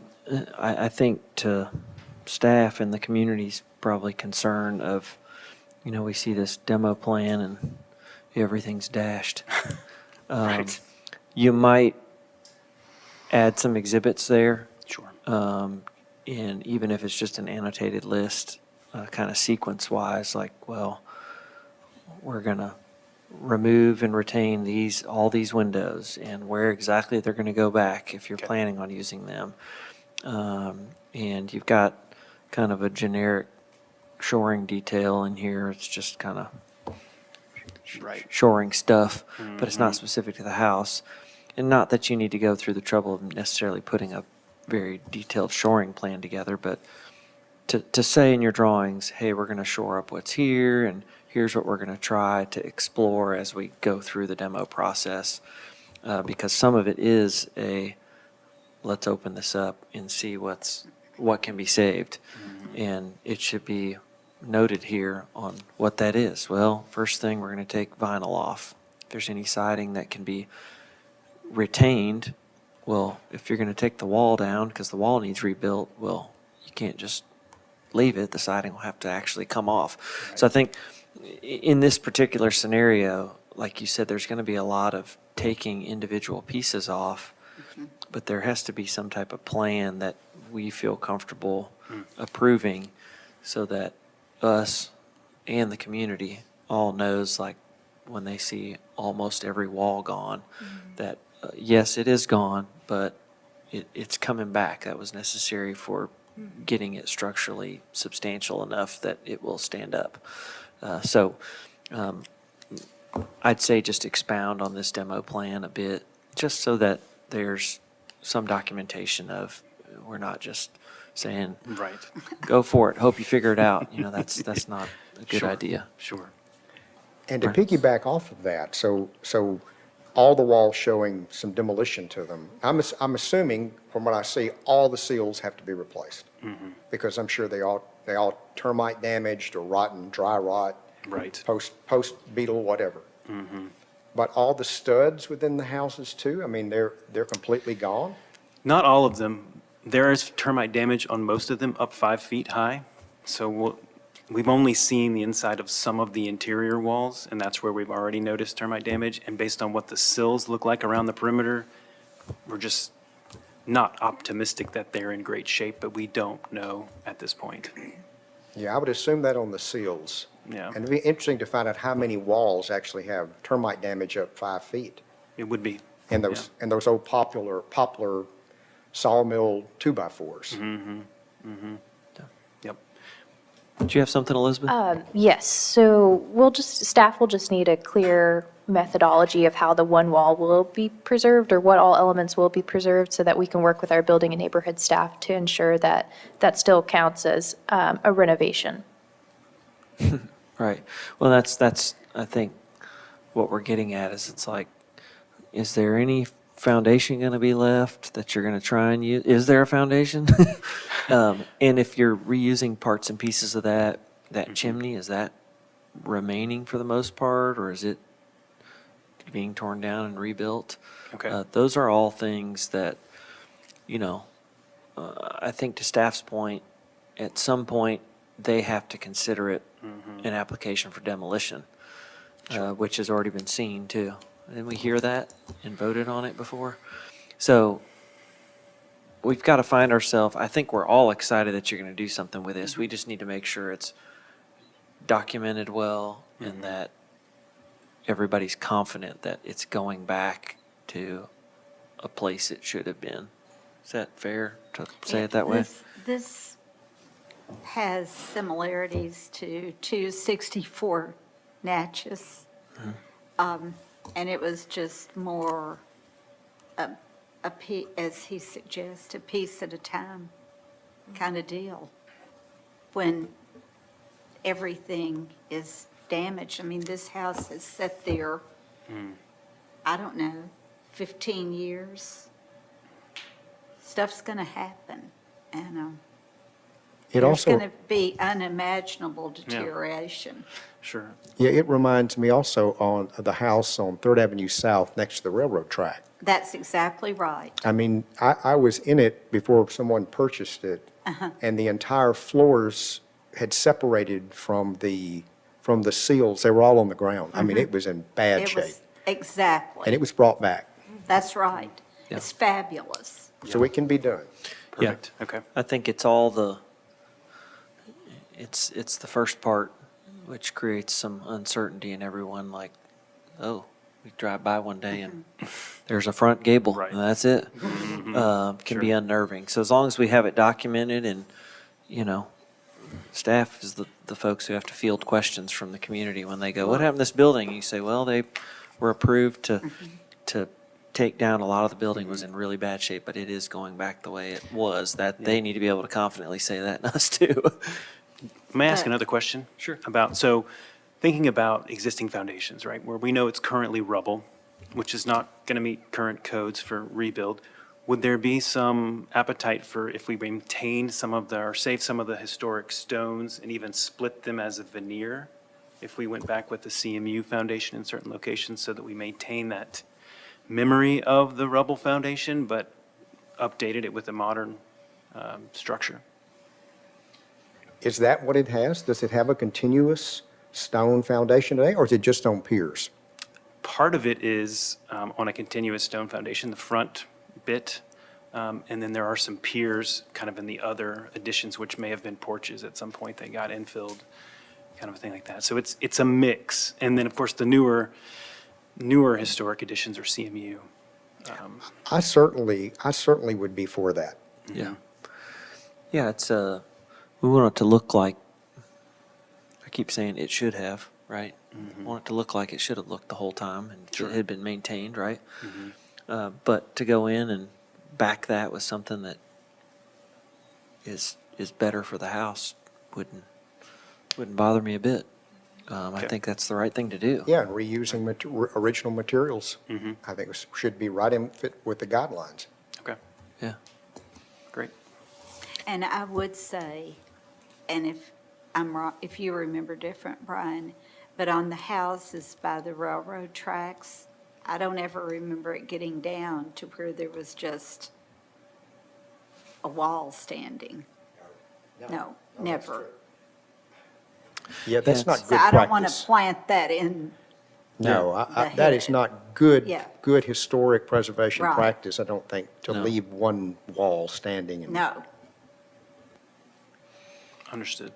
Yeah, think about how you're gonna get there from where it's at today. I mean, it's and some of those houses may not have had these studs that are chewed up 5 feet. I mean, how do you? And if you're gonna put a foundation under the whole house, I mean, can the front wall even stay, or does it have to at least temporarily move while you build that foundation? Like My what? experience, it It's doesn't. yeah, and I've seen people pick a whole house up, but there's nothing to pick up right now, nothing that you could Yeah. support it. So it's in tough shape. So I'd like, whoever the builder is, really document what the plan is and, Yes. And this is a codes issue, because we're ultimately going to come down to what code says has to be done. So Sure. to run that by them first would be advantageous. Okay, yeah. we will. But I think what you're proposing, size-wise, form-wise, I hadn't heard any issues with that. This front porch thing, I'd love to see if we could find a Sanborn map with the front porch on it. But even based on the roof line and things, there's something happened there. It wasn't built like that. Right. And we can So- see the history inside with where the old ends and the new begins, where there Yeah. was some, Is there foundation under the old front wall that you found yet? based on the photos, if it was there, it's not there anymore. But you're saying you see the ghosting, you see the ghost marks. Right, we can see in the roof structure kind of in where the walls inside where the original foyer were have been stripped of the lath and plaster, which is how we're seeing the termite damage. You can kind of see it there. Let's see. Yeah, it's the one that's kind of angled over here on the left. What you're looking at, if you look off to the right of that image, is you kind of see new stud and old stud kind of right in that top edge of the image, where that was the end of the existing house, and then everything forward of that is new white wood, where that would have been infilled from the old porch. Okay. Sorry, that's a horrible photo to orient to, but yeah. Okay. Anything else, anybody? All right, very exciting. Thank you very It's much. exciting. Thank you. I'll Thank you. say that. Item number 6, discussion of an addition at 210 3rd Avenue North. Brandon Pretty. Aaron Rodgers again, Thank you, Mr. Rogers. standing in for Brandon tonight.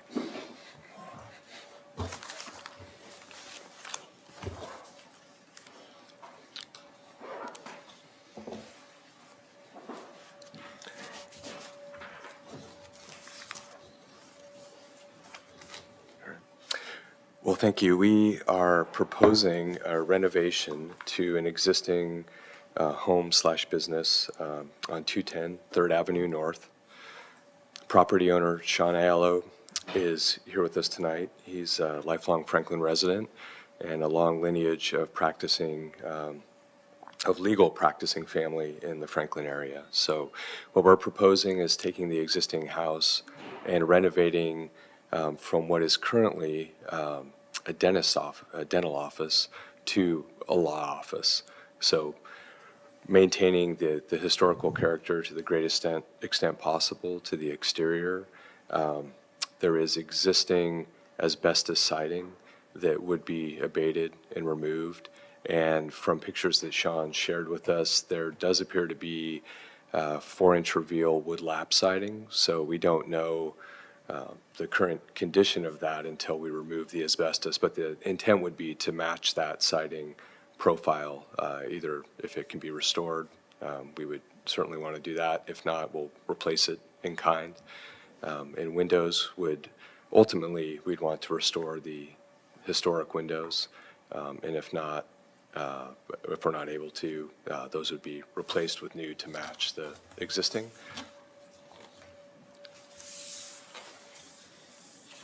Currently, we have, 1,900 square feet of building and shed in the back.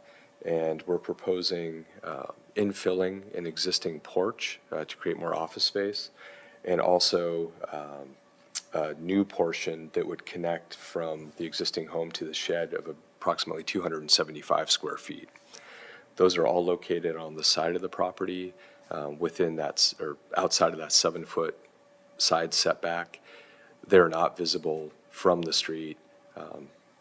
Any addition and infill of that existing porch would be subordinate to the existing home and not visible from either side of the property. And these renderings kind of show what that would look like.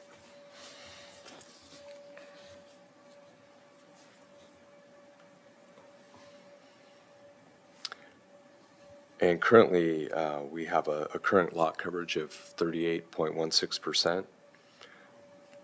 And the small addition that we are proposing would increase that lot coverage to 43.66%.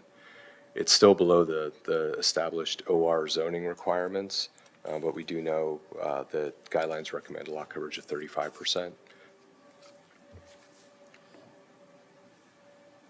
So we're asking that we would be allowed to increase that lot coverage slightly with this addition and infill portion of the home. Okay, let's hear from staff. Thank you, Mr. Chair. The building at 210 3rd Avenue North is located in the downtown Franklin Historic District and was constructed circa 1890. It is proposed to replace the roof in kind, remove the asbestos siding, and assess the lap siding underneath, and if it can be preserved, then it will be kept, but if repair is needed, then it will be replaced in kind. These alterations meet the intent of the guidelines, but material samples should be included within the COA application. A 275-square-foot addition is proposed on the rear of the building to connect the principal building to the accessory structure. The addition utilizes insets from the existing building and appears to maintain the 7-foot side yard setback, but measurements are needed to confirm this. It is also proposed to enclose the existing side porch. The placement of the addition and enclosing the side porch will not be highly visible from the right-of-way, which aligns with the guidelines. However, the addition may need a 5-foot separation between the buildings, and we would like to follow up with the applicant and the zoning administrator just to make sure the setbacks and zoning requirements are met. The guidelines recommend that additions should be sized so that the overall building footprints of all the portions of the existing principal buildings, accessory structures, and proposed additions on the lot, so that it does not exceed 35% of the lot. As proposed, the building appears to exceed what the guidelines recommend by the zoning ordinance. The zoning ordinance requires that landscape surface area be a minimum of 40%. While it is noted that the existing windows are proposed to be rehabilitated and preserved, the new windows on the addition should align with the guidelines recommendations, and specifications should be provided within the COA application. More information is needed on the side areas that are attached to the existing accessory structure. And there are several project considerations that city staff has commented on and will be provided to the applicant with the DRC recap. Thank you. Okay, thank you. Okay. Anybody want to speak to this one? Lisa? I'd love to see the street view if we could.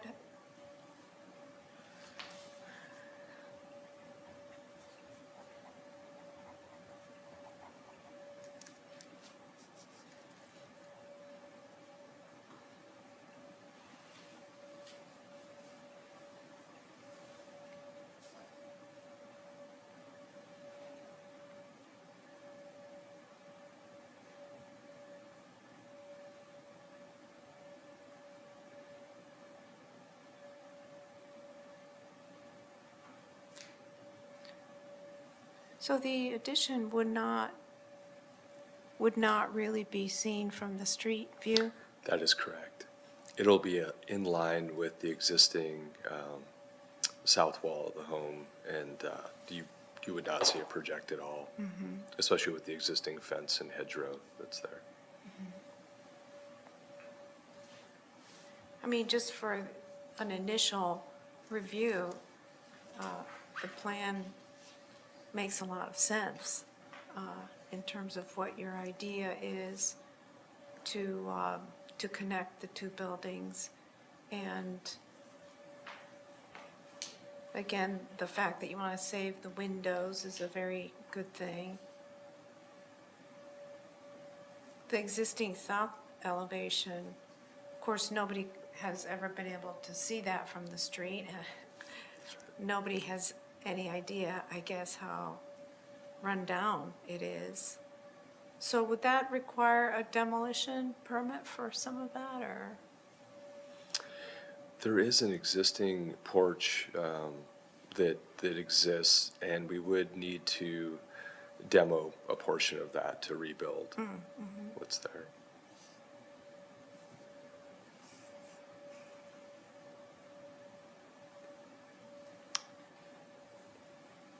It's a lot to think about. It is. Mary, anything? How much is the lot coverage, did staff say?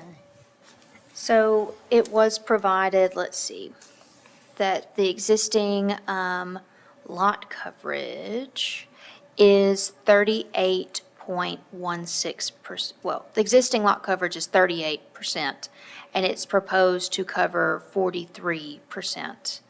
And the guidelines do recommend that it be 35% of the lot. Okay. And there's going to be a sidewalk going down is that right? There won't be a sidewalk. That's just some license with this rendering, but it'll just be that existing hedgerow and landscape So you'll have a 7-foot green setback within the property line. So you won't have direct access from the street back there.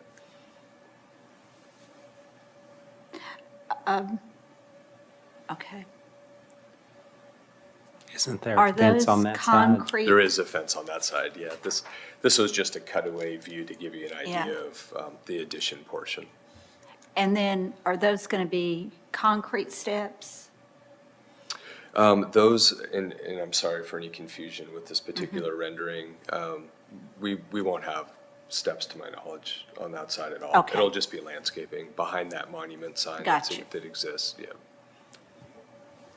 And the fence that's shown too, all that's just concept.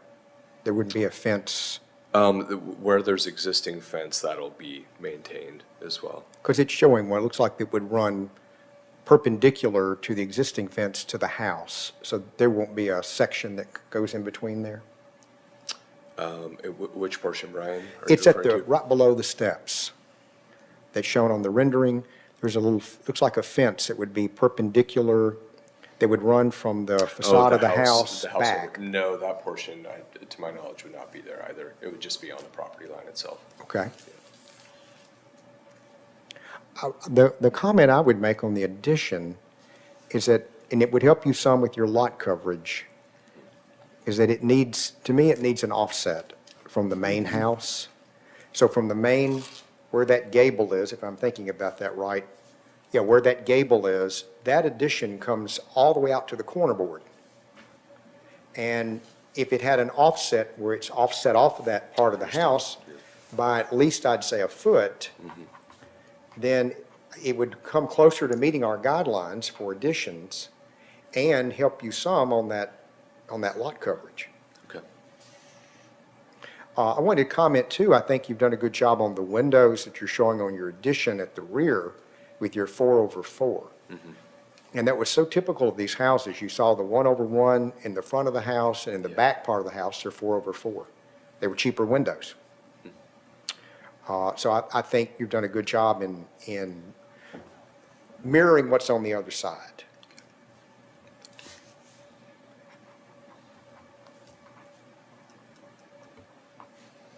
Bob, anything? No? No? Lisa? Can I ask a question about the landscape Yes. requirement? So staff mentioned 40%, and it doesn't look like it's close to 40% to just visually, but are you at the 40% landscaping requirement? Landscape requirement? Oh, we are. I believe we exceed that currently with our current, yeah. If your lot coverage Yeah. ends up being 43.66, then you'd have 56.33 landscape, That's correct. Yeah. which would be the delta between those two. And this house has great detailing with those corbels and the frieze that you see below Absolutely. the eaves. I'd be really interested to know how well the original lap siding has weathered underneath some of that. You might find that the front's better than the sides. I think you're going to run into some of the same issues that walking around this house while it was on the market and knowing when Dr. Bertram was there. I think there may be some issues similar to what we heard in the last one as well. You're right. So you might want to take notes too from those conversations, That sounds good. because I have a feeling the seals are going to need some work on this one too. Yeah, this lot coverage being over, it's interesting because we just looked at the one that's a big lot, and this is a little bitty lot. Yes. And even for this street is one of the smaller ones. So it's 50 by 100 where we, typically see something like 50 by 150 or something like that. So does anybody have any reaction to it being over our recommended 35%?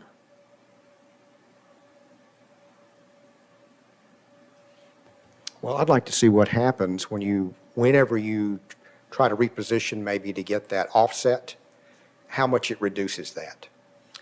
I think with the portion that we're infilling, I believe that roof line comes out pretty much to the outside edge of the house.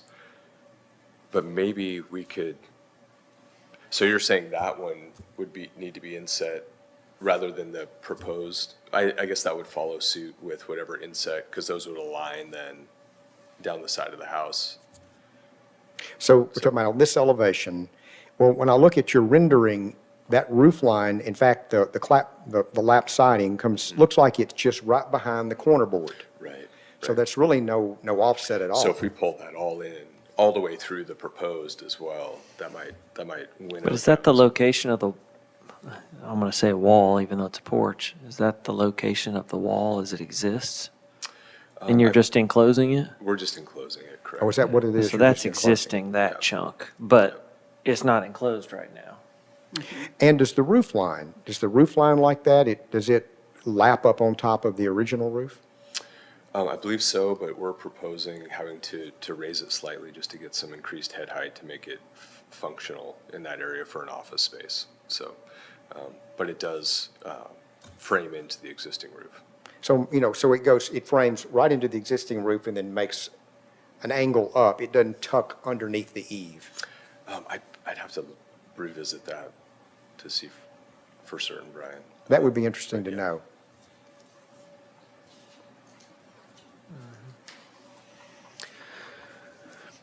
And of course, if it were a porch, you wouldn't see a solid wall across it, so it wouldn't matter as much on the offset. Yeah. So I think to enclose it like that, the guidelines recommend offsets from original portions of the house. So I think that would be it's what we would expect in the guidelines. I was looking at this site plan ahead of time, and I was looking at this outbuilding and attaching to it, and I guess one of my questions at the time was, well, once you attach the building all as one, well, now it all becomes primary, and now have you satisfied the setbacks? Because I think the setbacks for accessory structures and primary structures are different. So there's probably some question with zoning on whether or not that's even allowed. They may not let you attach them because it would be increasing the amount of kind of nonconformity on the lot. But, I'm just, as I was looking at it, I thought, I don't know that, because I think the shed only has a couple feet setback. And once it's attached to the main house, now the house is considered a couple feet setback. So then the 7 foot Right. would apply from there. Yeah. So, and that's really beyond our scope, but you might want to go talk to them and make sure that what you're proposing is even allowable under their zoning regulations, guidelines, ordinance, all that. And when you reuse the outbuilding, how much change will there be made to it? We're proposing just renovating it similarly to the house, so it would essentially be very aligned with what's currently there. But there's going to have to be a lot happen to make the construction of it be, I agree, that may be more of a codes thing Yeah. than. And will you be removing the roof?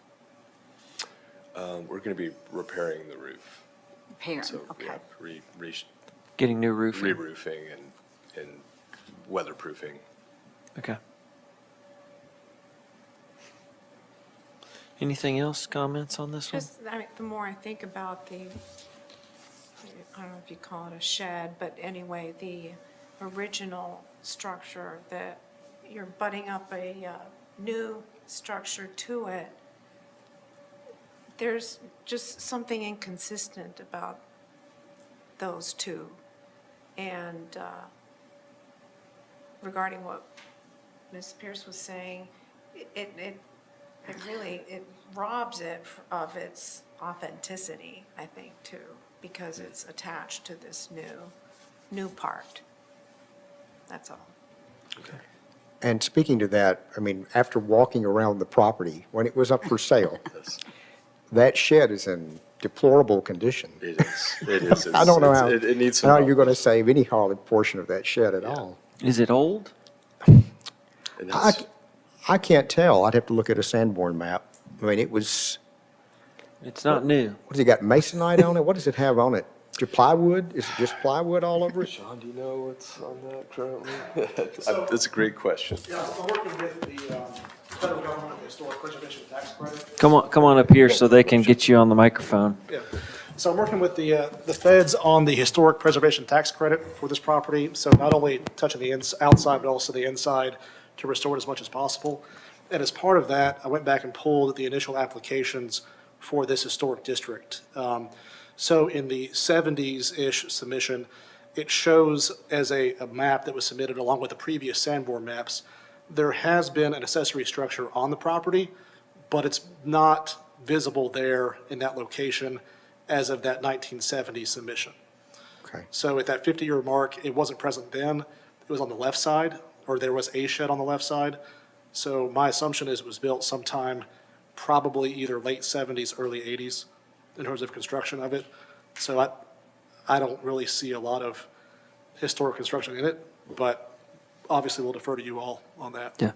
Well, I'd submit those maps or whatever documentation you have, just because they'll be able to help interpret that and help you with that research. Because it helps us when their recommendation spells out, hey, we've looked at the data and we agree that, hey, we don't know exactly when, but it's even helpful to know, even if it is old, if it's not contemporary to the house, because oftentimes we're interpreting things to the period of the house or the period of the neighborhood and its period of significance. So I'd submit it, let them see it, but my comment was really about the setbacks and all of a sudden you may be putting the whole house out of zoning compliance by touching the building that's got different setbacks, which happens all the time in other jurisdictions. People end up touching a building that is allowed to have smaller setbacks. Now, when you attach them, they all have to fall within the zoning ordinance setbacks for the primary structure, which are usually pushed back further. So just check into that and make sure that zoning is happy with this arrangement. So there's that part, and then there's the part of, well, if that thing is contributing and it's an old structure that is worth us honoring and hanging on to, then it may not be appropriate to tie the building to it because of that reason too. So, just a little more exploratory research there would be helpful to staff and to us. And I would just add parenthetically, some of the features, you pointed out the corbels on there. There's a really nice older wooden door that was cut down at some point, but there's a transom above that. We're really excited about restoring that and the beadboard type porch with the wooden floors. And frankly, as much as we can get it back to the original, that's what I want. And I've been working with Rick Warwick to try to locate a photo of it, of that time period. We haven't found anything yet, but we're optimistic if we do, that'll be Exhibit 1. So. One observation, I'm looking at Google Maps and a street view, and it's actually from the a corner of the porch. You can tell where that porch roof has been at some point completely redone. The corbels and the way the frieze come around, it's actually just kind of just a funny looking Yeah. L off to the side. I'm sure that porch roof went under that at one time.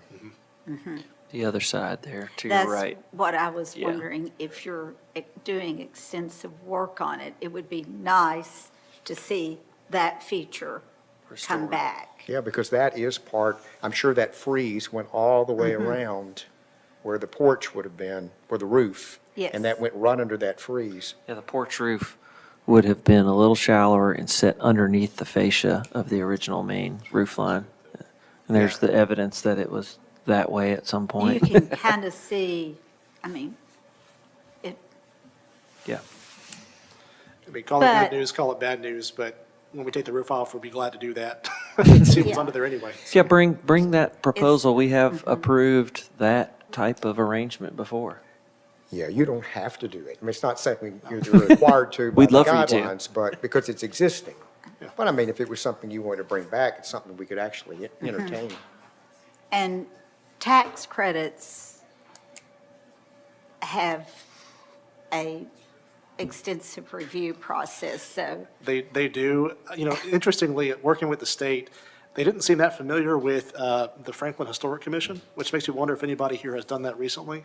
We try to No keep a one's low done it. profile. Oh, I know. But it's interesting that they said that they've taken, I guess, part of our guidelines from the National Park Service guidelines for restoration and will be applying that on the inside. You know, there's kind of double-sided fireplaces, there's wood floor, there's transom windows throughout. So again, just trying to keep historic as much as possible while still making it functional. it's exciting. To my knowledge, no one has done a tax credit recently. Being an attorney helps because it requires a lot of legal work. I think the old City Hall building, or was it Alabaster and Onyx, they may have worked with the Tennessee. They may have gotten tax credits. I think they did They did. In this last redo. in this last redo. All right, anything else specific that we can help? Got enough feedback for now? Everything. Okay, perfect. All You right, know, I'm the worst client, I speak at my own hearing. If my client said it, I'd be kicking them under the table. well, you're a good witness, so that's okay. A fool for both, I'm aware. Yeah, I'm not saying that, in this case. in this case.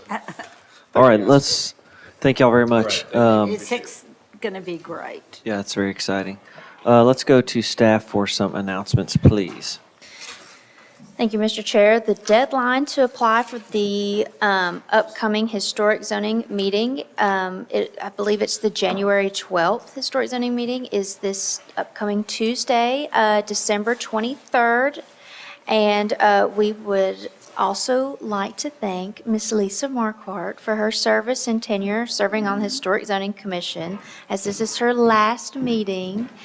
As both a volunteer and a resident of the Historic District, you have brought a thoughtful and personal perspective to the work that truly strengthens the Commission's efforts. And your knowledge and professionalism and heart for preservation have benefited the Commission staff and, most importantly, the community. So thank you. Thank you. Thank you, Lisa. What nice words. And I have one word for everybody. Privilege. It's been such a privilege. I've learned so much. And Mary, it was a privilege meeting you more than 10 Thank years you. ago. No, yes. And she said, you might want to look into this Historic Zoning Commission opening. And I sure did, and why Mayor Moore thought I might do a good job is still beyond me, but he trusted me, and I will always look back on this as just one of the greatest experiences and learning possibilities in my whole life, so thank you. Thank you. Thank you. All right, thank you very much. And, yeah, on behalf of all the other commissioners, thank you so much as well. I think if anybody else has anything else, we can be adjourned. Thank y'all.